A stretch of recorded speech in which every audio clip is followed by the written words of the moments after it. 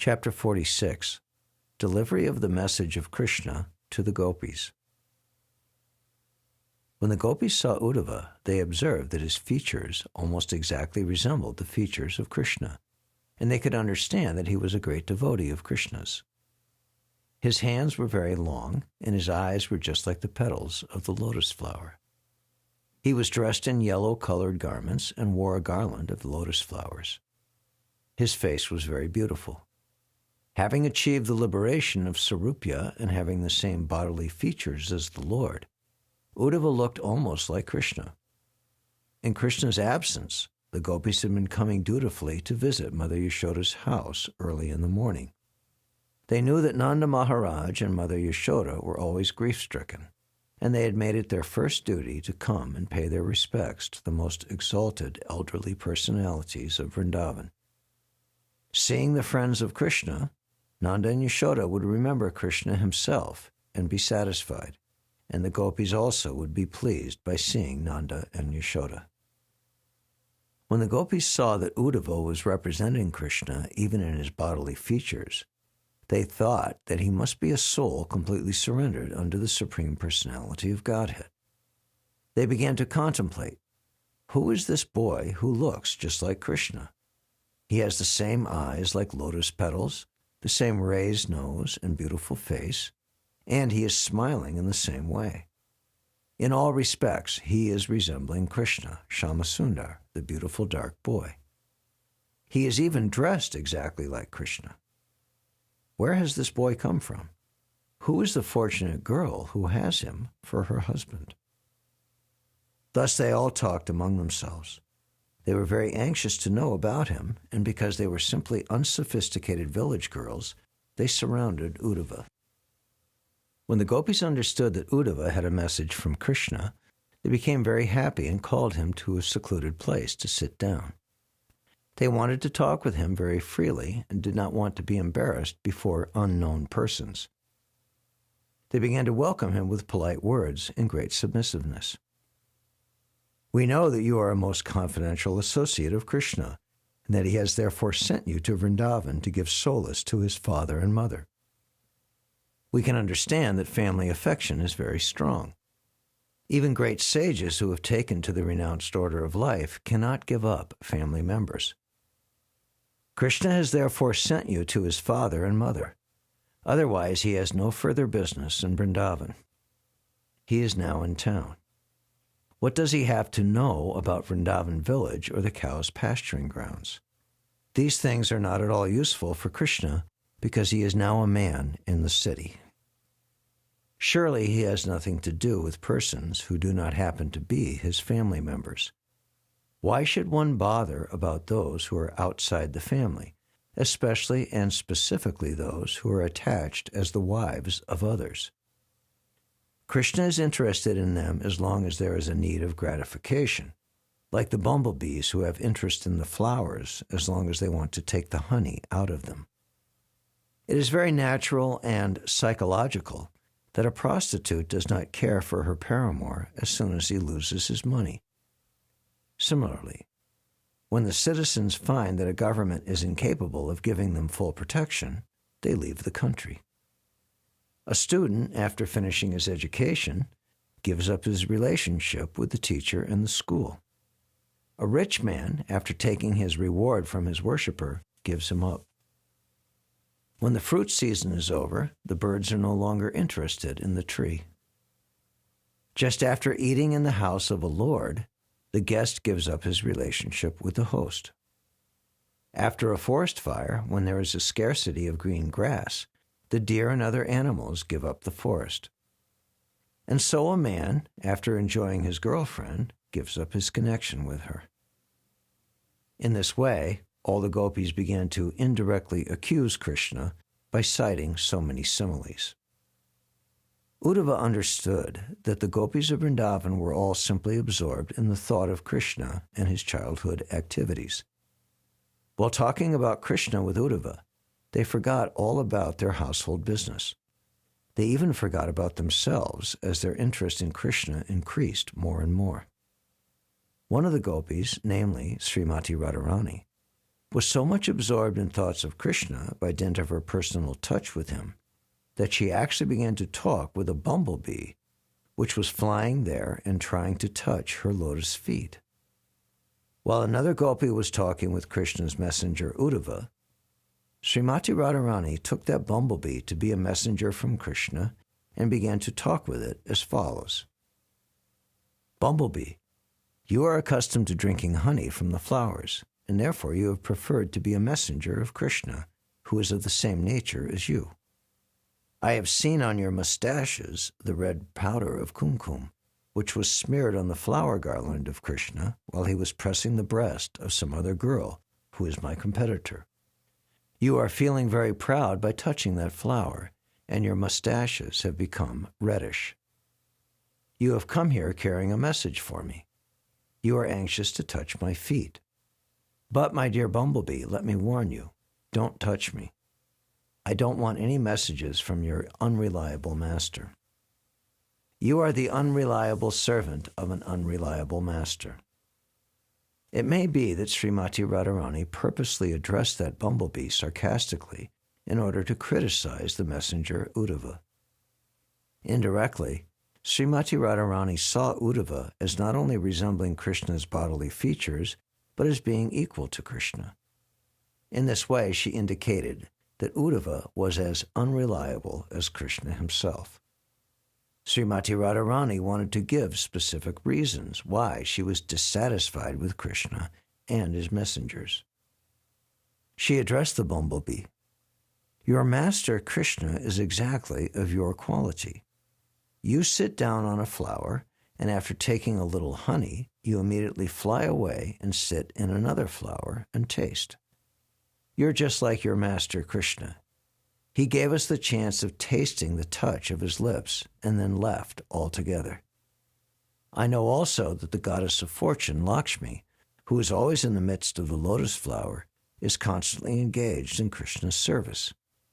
But I do not know why she has become so captivated by Krishna. She is attached to him, although she knows his actual character. As far as we are concerned, we are more intelligent than that goddess of fortune. We are not going to be cheated any more by Krishna or his messengers. According to expert opinion, Lakshmi, the goddess of fortune, is a subordinate expansion of Srimati Radharani. As Krishna has numerous expansions of Vishnumurtis, so his pleasure potency, Radharani, also has innumerable expansions of goddesses of fortune. Therefore, the goddess of fortune, Lakshmi Ji, is always anxious to be elevated to the position of the gopis. Srimati Radharani continued, You foolish bumblebee, you are trying to satisfy me and get a reward by singing the glories of Krishna. But it is a useless attempt. We are bereft of all our possessions. We are away from our homes and families. We know very well about Krishna. We know even more than you. So whatever you make up about him will be old stories to us. Krishna is now in the city and is better known as the friend of Arjuna. He now has many new girlfriends, and they are no doubt very happy in association with him. Because the lusty burning sensation of their breasts has been satisfied by Krishna, they are now happy. If you go there and glorify Krishna, they may be pleased to reward you. You are just trying to pacify me by your behavior as a flatterer, and therefore you have put your head under my feet. But I know the trick which you are trying to play. I know that you are a messenger coming from a great trickster, Krishna. Therefore, please leave me. I can understand that you are very expert in reuniting two opposing parties, but at the same time you must know that I cannot place my reliance upon you, nor upon your master, Krishna. We left our families, husbands, children, and relatives only for Krishna, and yet he did not feel any obligation in exchange. He has left us for lost. Do you think we can place our faith in him again? We know that Krishna cannot be long without the association of young women. That is his nature. He is finding difficulty in Mathura because he is no longer in the village among innocent cowherd girls. He is in the aristocratic society and must be feeling difficulty in making friendships with the young girls. Perhaps you have come here to canvass again or to take us there. But why should Krishna expect us to return there? He is greatly qualified to entice all other girls, not only in Vrindavan or Mathura, but all over the universe. His wonderfully enchanting smile is so attractive and the movement of his eyebrows so beautiful that he can call for any woman from the heavenly, middle, or plutonic planets. Mahalakshmi, the greatest of all goddesses of fortune, also hankers to render him some service. In comparison to all those women of the universe, what are we? We are very insignificant. Krishna advertises himself as very magnanimous, and he is praised by great saints. His qualifications could be perfectly utilized if he would only show us mercy because we are downtrodden and neglected by him. You poor messenger, you are only a less intelligent servant. You do not know much about Krishna, how ungrateful and hard-hearted he has been, not only in this life, but in his previous lives also. We have all heard this from our grandmother, Purnamasi. She has informed us that Krishna was born in a Kshatriya family previous to this birth and was known as Ramachandra. In that birth, instead of killing Vali, an enemy of his friend, in the manner of a Kshatriya, he killed him just like a hunter. A hunter takes a secure hiding place and then kills an animal without facing it. So Lord Ramachandra, as a Kshatriya, should have fought with Vali face to face, but instigated by his friend, he killed him from behind a tree. Thus he deviated from the religious principles of a Kshatriya. Also, he was so attracted by the beauty of Sita that he converted Surpanaka, the sister of Ravana, into an ugly woman by cutting off her nose and ears. Surpanaka proposed an intimate relationship with him, and as a Kshatriya he should have satisfied her.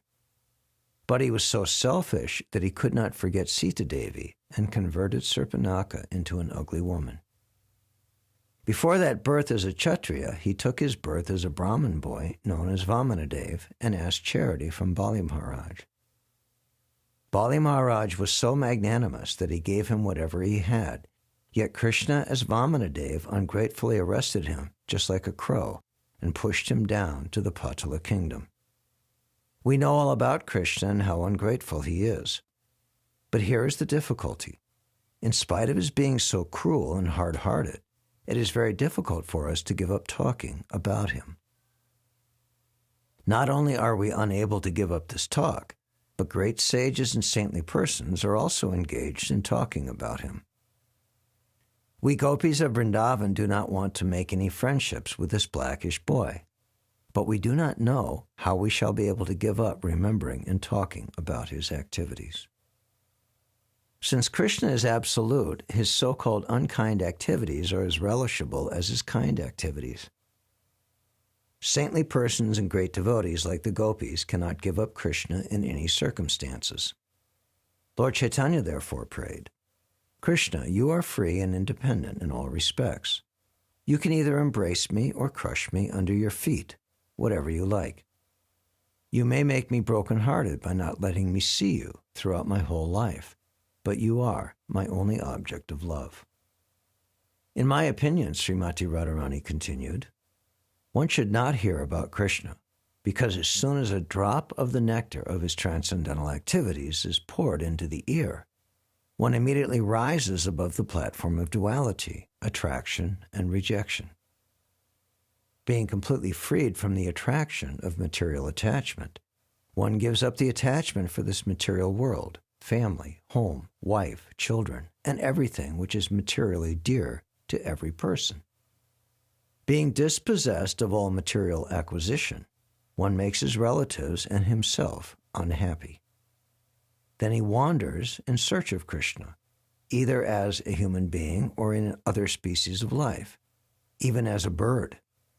It is very difficult to actually understand Krishna, his name, his quality, his form, his pastimes, his paraphernalia, and his entourage.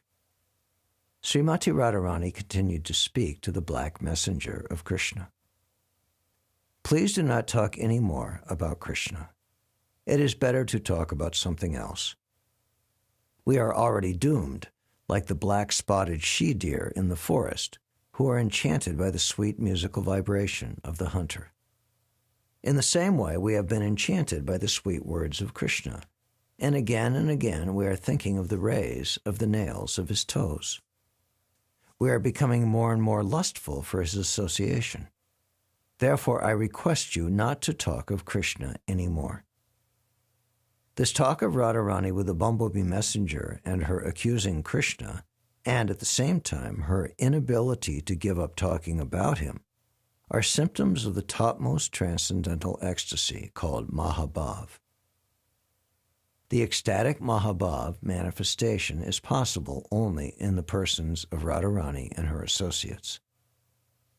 Great acharyas like Srila Rupa Goswami and Vishwanath Chakravarti Thakur have analyzed these Mahabhav speeches of Srimati Radharani, and they have described the different sentiments such as udgarna, bewilderment, and jalpa pratijalpa, talking in different ways. In Radharani is found the science of ujjala, or the brightest jewel or love of God. While Radharani was talking with the bee and the bee was flying hither and thither, it all of a sudden disappeared from her sight. She was in full mourning due to separation from Krishna and was feeling ecstasy by talking with the bee.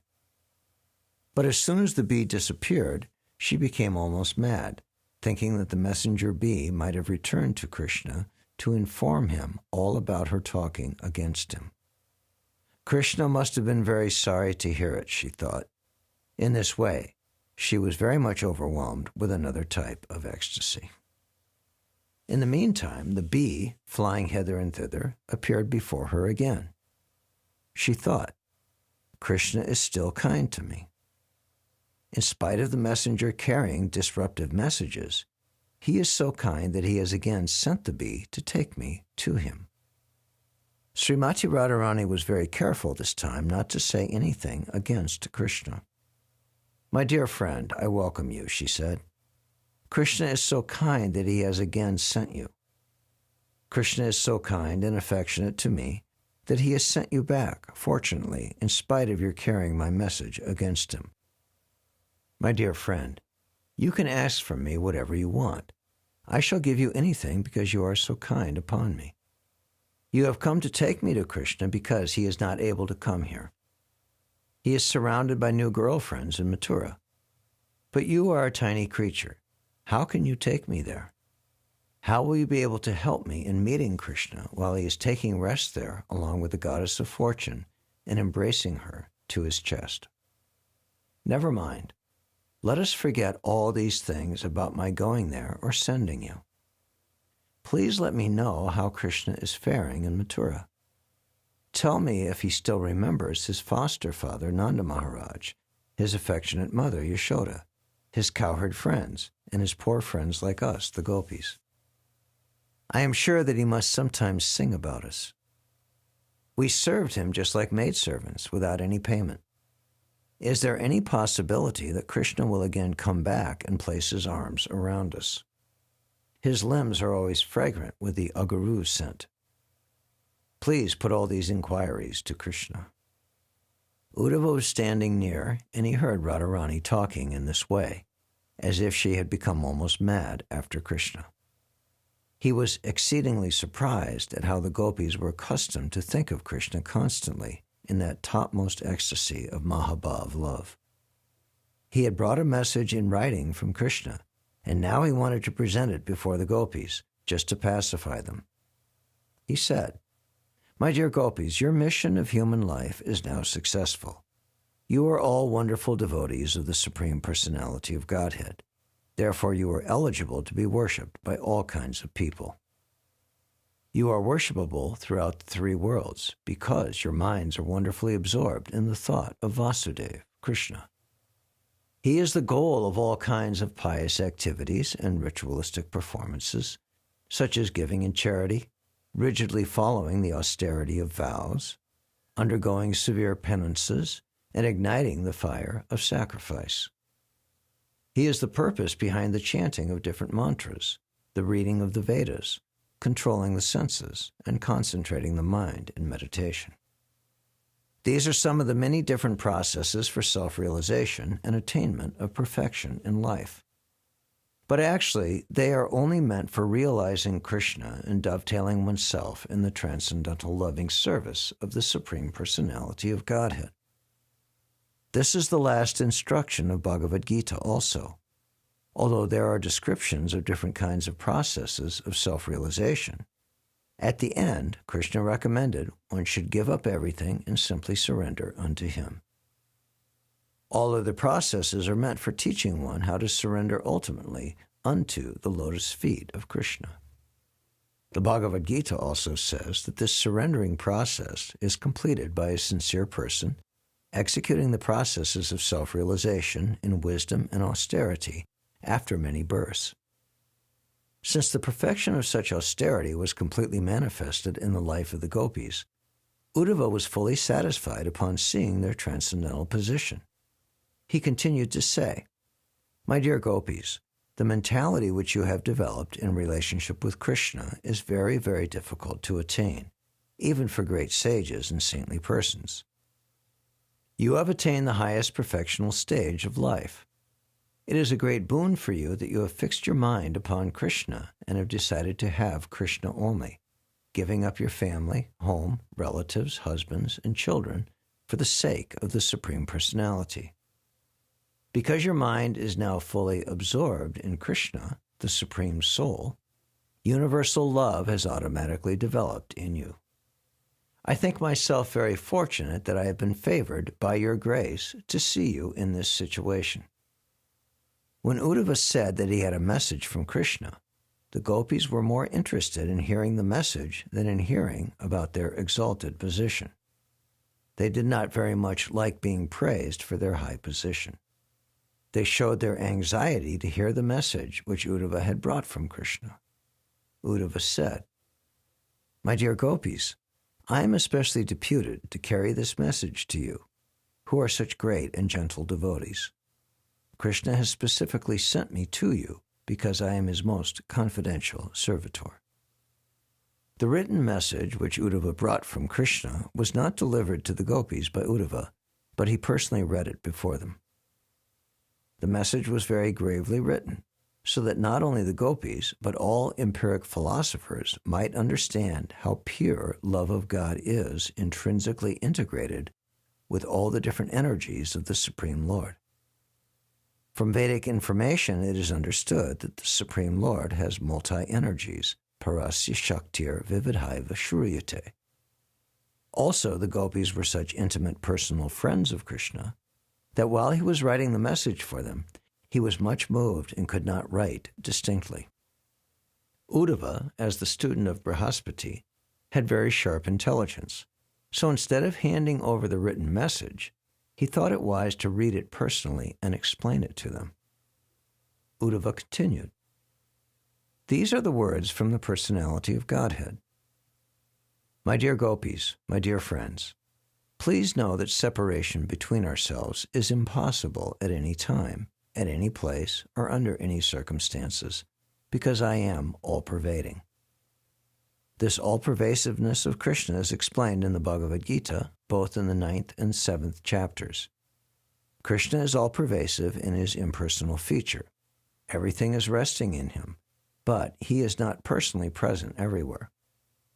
In the 7th canto also, it is stated that the 5 gross elements, earth, water, fire, air, and sky, and the 3 subtle elements, mind, intelligence, and ego, are all his inferior energies.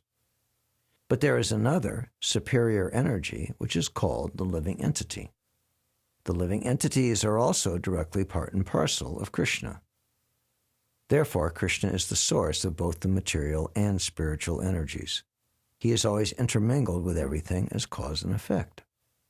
Not only the gopis, but all living entities are always inseparably connected with Krishna in all circumstances.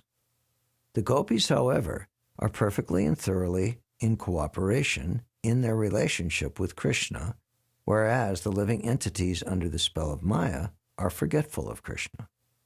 They think themselves as separate identities having no connection with Krishna. Love of Krishna or Krishna consciousness is therefore the perfectional stage of real knowledge in understanding things as they are. Our minds can never be vacant. The mind is constantly occupied with some kind of thought, and the subject matter of such thought cannot be outside the 8 elements of Krishna's energy.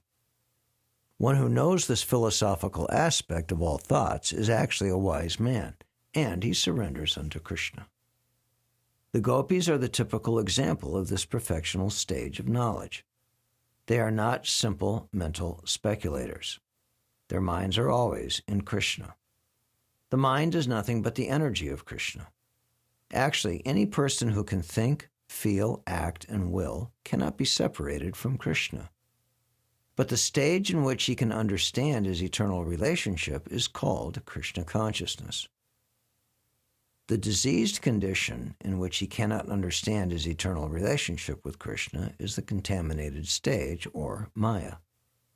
Since the gopis are on the platform of pure transcendental knowledge, their minds are always filled with Krishna consciousness. For example, as there is no separation between fire and air, so there is no separation between Krishna and the living entities. When the living entities forget Krishna, they are not in their normal condition. As for the gopis, because they are always thinking of Krishna, they are on the absolute stage of perfection in knowledge. The so-called empiric philosophers sometimes think that the path of bhakti is meant for the less intelligent. But unless the so-called man of knowledge comes to the platform of bhakti, his knowledge is certainly impure and imperfect. Actually, the stage of perfecting one's eternal relationship with Krishna is love and separation. But that is also illusory because there is no separation. The gopis were never separated from Krishna. Even from the philosophical point of view, there was no separation.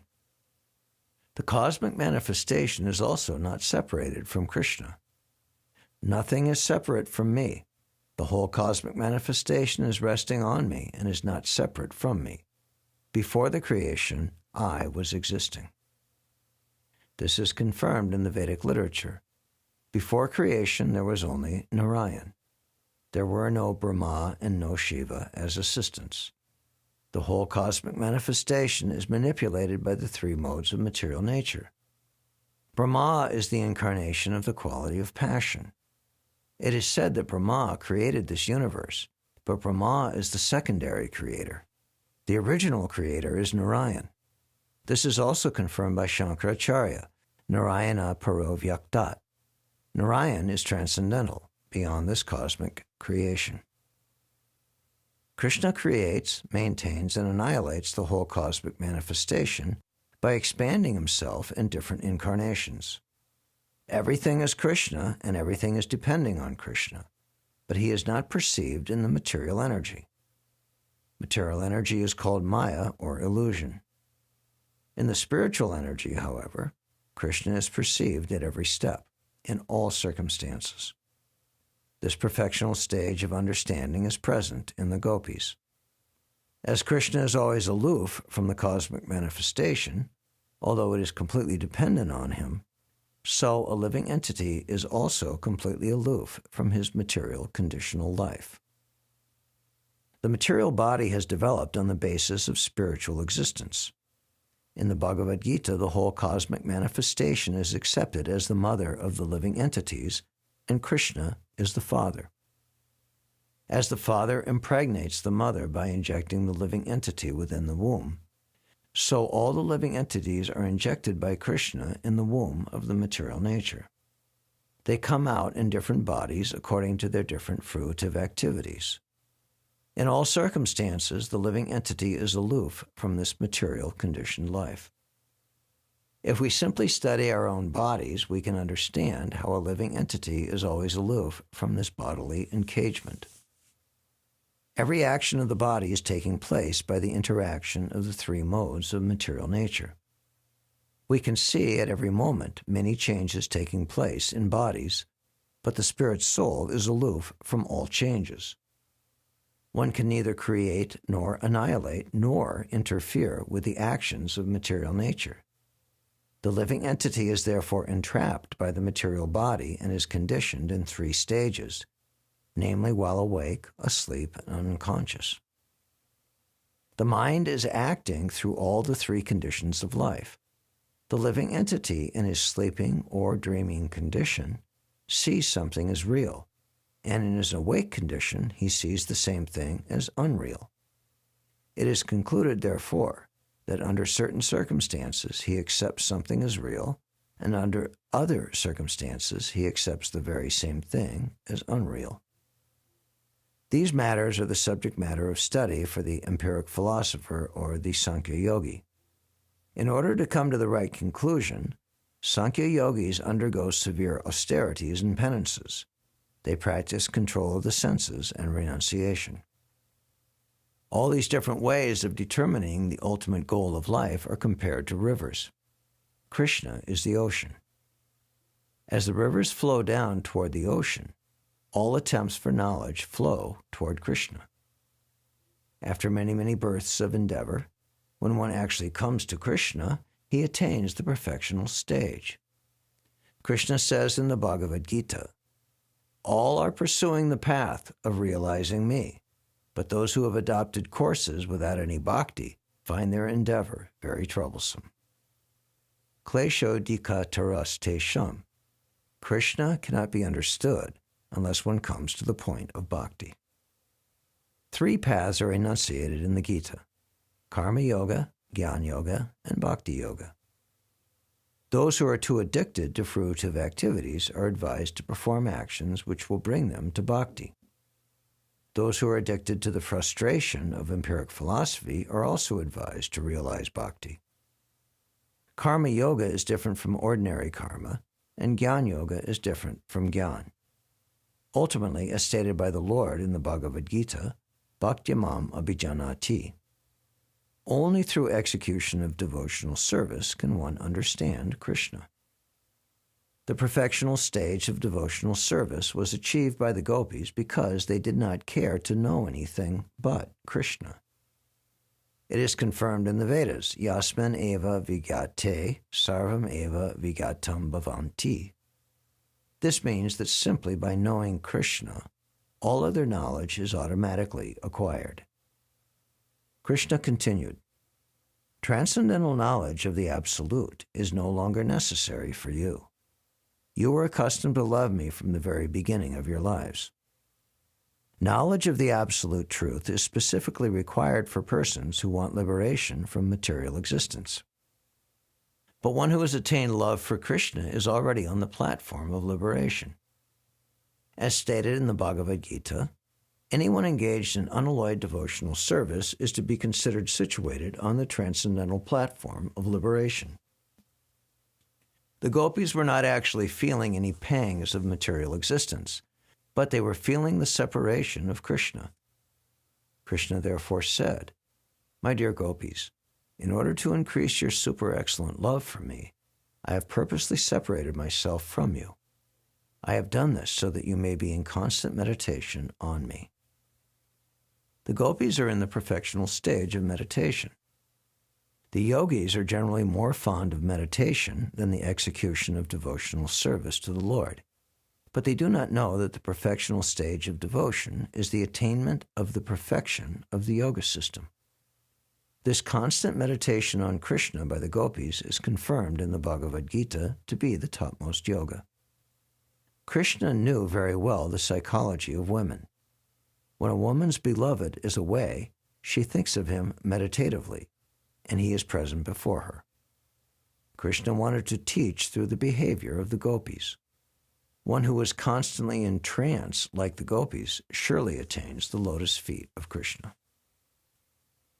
Lord Chaitanya taught people in general the method of Vipralambha, which is the method of rendering service unto the Supreme Personality of Godhead in the feeling of separation. The 6 Goswamis also taught worship of Krishna in the feeling of the gopis in separation. The prayers of Srinivasacharya about the Goswamis explain these matters very clearly. Srinivasacharya said that the Goswamis were always absorbed in the ocean of transcendental feelings in the mood of the gopis. When they lived in Vrindavan, they were searching for Krishna, crying, "Where is Krishna? Where are the gopis? Where are you, Srimati Radharani?" They never said, "We have now seen Radha and Krishna, and therefore our mission is fulfilled." Their mission remained always unfulfilled. They never met Radha and Krishna. At the time of the Rasa dance, those gopis who could not join the Rasa Leela with Krishna gave up their bodies simply by thinking of him. Absorption in Krishna consciousness by feeling separation is thus the quickest method for attainment of the lotus feet of Krishna. By the personal statement of Krishna, the gopis were convinced about the strength of feelings of separation. They were actually experiencing the supernatural method of Krishna worship and were much relieved and happy to understand it. They began to speak as follows.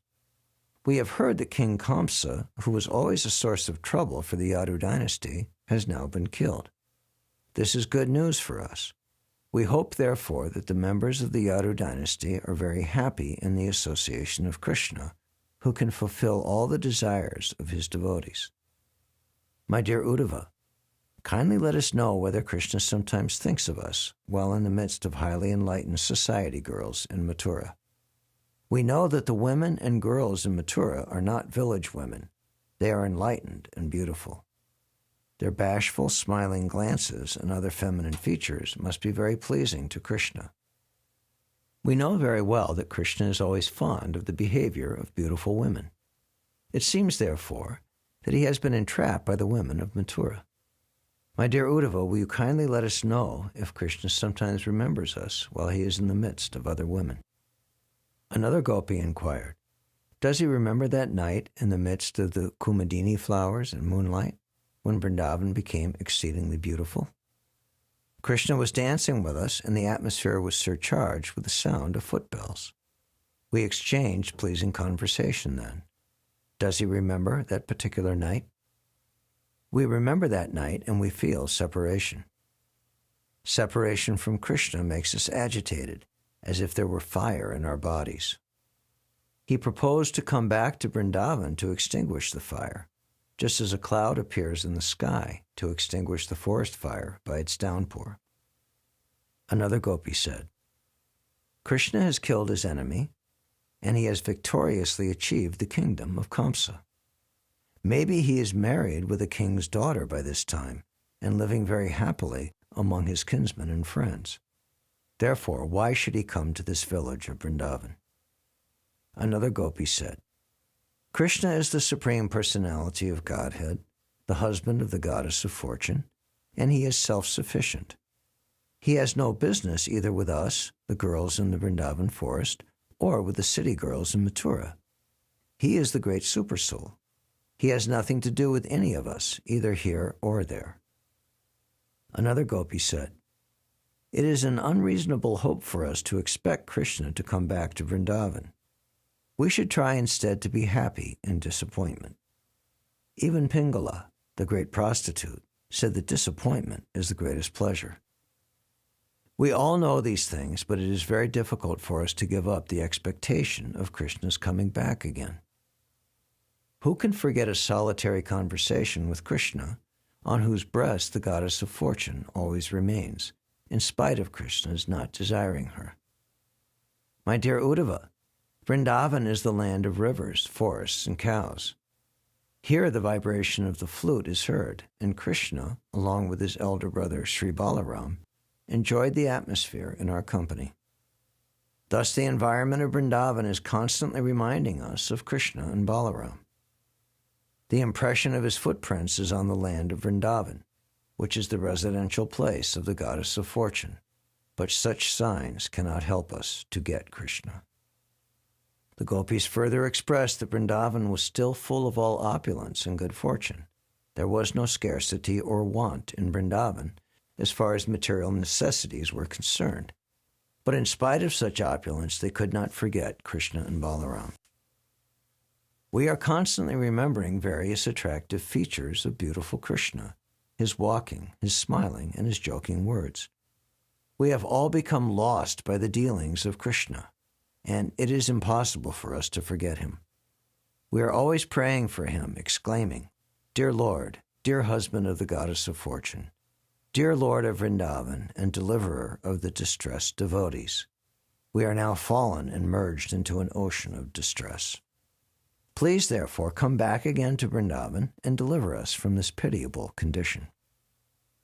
Uddhava minutely studied the transcendental abnormal condition of the gopis in their separation from Krishna, and he thought it wise to repeat all the pastimes of Sri Krishna over and over again.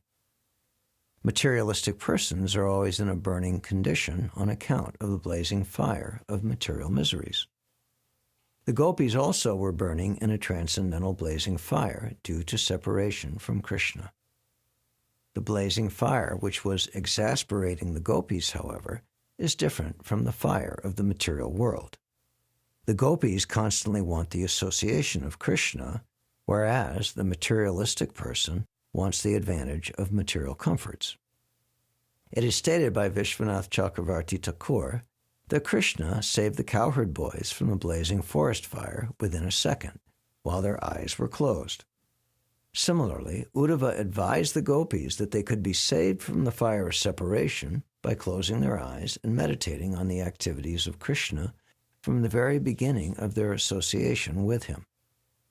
From the outside, the gopis could visualize all the pastimes of Krishna by hearing the descriptions of Uddhava, and from inside they could remember those pastimes. From the instruction of Uddhava, the gopis could understand that Krishna was not separate from them. As they were constantly thinking of Krishna, Krishna was also thinking of them constantly while at Mathura. Uddhava's messages and instructions saved the gopis from immediate death, and the gopis acknowledged the benediction from Uddhava. Uddhava practically acted as the preceptor spiritual master of the gopis, and in return they worshipped him as they would worship Krishna.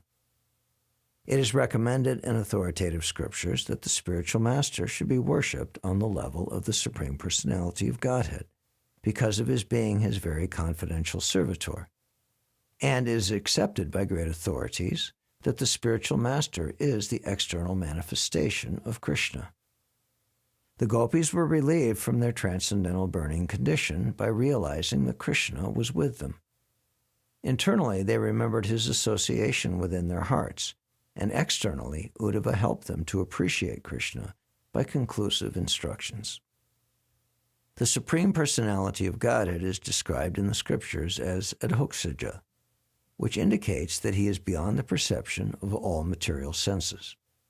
Although he is beyond the perception of material senses, he is present in everyone's heart. At the same time, he is present everywhere by his all-pervasive feature of Brahman. All three transcendental features of the Absolute Truth, Bhagwan, the Personality of Godhead, Paramatma, the localized Supersoul, and the all-pervasive Brahman, can be realized simply by studying the condition of the gopis in their meeting with Uddhava, as described by the Srimad Bhagavatam. It is said by Srinivasacharya that the 6 Goswamis were always merged in thoughts of the activities of the gopis. Chaitanya Mahaprabhu has also recommended the gopis' method of worship of the Supreme Personality of Godhead as super excellent. Srila Shukadeva Goswami has also recommended that anyone who hears from the right source about the dealings of the gopis with Krishna and who follows the instructions will be elevated to the topmost position of devotional service and will be able to give up the lust of material enjoyment. All the gopis were solaced by the instruction of Uddhava, and they requested him to stay in Vrindavan for a few days more. Uddhava agreed to their proposal and stayed with them not only for a few days, but for a few months.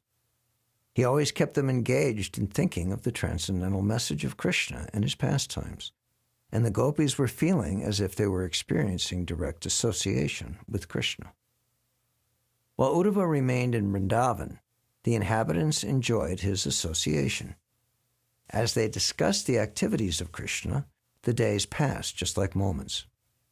Vrindavan's natural atmosphere, with the presence of the river Jamuna, its nice orchards of trees decorated with various fruits, Govardhan Hill, caves, blooming flowers, all combined to inspire Uddhava to narrate Krishna's pastimes.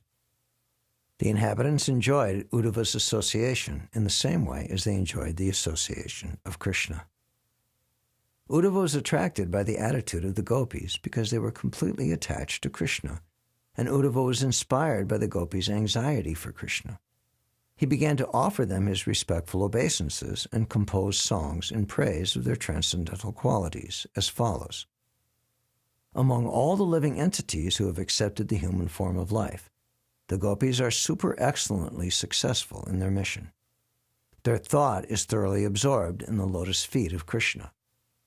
Great sages and saintly persons are also trying to be absorbed in meditation upon the lotus feet of Krishna, who is Mukunda himself, the giver of liberation. But the gopis, having lovingly accepted the Lord, are automatically accustomed to this habit. They do not depend on any yogic practice. The conclusion is that one who has attained the gopis' condition of life does not have to take birth as Lord Brahma, or be born in a Brahmin family, or be initiated as a Brahmin. Sri Uddhava confirmed the statement of Bhagavad Gita spoken by Lord Krishna. One who takes shelter of him for the right purpose, be he a Shudra or lower, will attain the highest goal of life. The gopis have set the standard of devotion for the whole world. By following in the footsteps of the gopis, by constantly thinking of Krishna, one can attain the highest perfectional stage of spiritual life. The gopis were not born of any highly cultured family. They were born of cowherd men, and yet they developed the highest love of Krishna. For self-realization or God-realization, there is no need to take birth in a high family. The only thing needed is ecstatic development of love of God. In achieving perfection in Krishna consciousness, no other qualification is required than to be constantly engaged in the loving service of Krishna. Krishna is the supreme nectar, the reservoir of all pleasure. The effect of taking up Krishna consciousness is just like that of drinking nectar. With or without one's knowledge, it will act. The active principle of Krishna consciousness will manifest itself everywhere. It does not matter how and where one has taken his birth. Krishna will bestow his benediction upon anyone who takes to Krishna consciousness without any doubt. The supreme benediction attained by the gopis, in spite of their being born in the family of cowherd men, was never attained even by the goddess of fortune herself, and certainly not by the denizens of heaven, though their bodily forms are like lotuses. The gopis are so fortunate that during Rasa Leela, Krishna personally embraced them with his arms. Krishna kissed them face to face. Certainly it is not possible for any women in the three worlds to achieve this except the gopis. Uddhava appreciated the exalted position of the gopis and wished to fall down and take the dust of their feet on his head. Yet he did not dare to ask the gopis to offer the dust from their feet. Perhaps they would not be agreeable. He therefore desired to have his head smeared with the dust of the gopis' feet without their knowledge. He desired to become only an insignificant clump of grass or herbs in the land of Vrindavan. The gopis were so much attracted to Krishna that when they heard the vibration of his flute, they instantly left their families, children, honor, and feminine bashfulness, and ran towards the place where Krishna was standing. They did not consider whether they were passing over the road or through the jungles.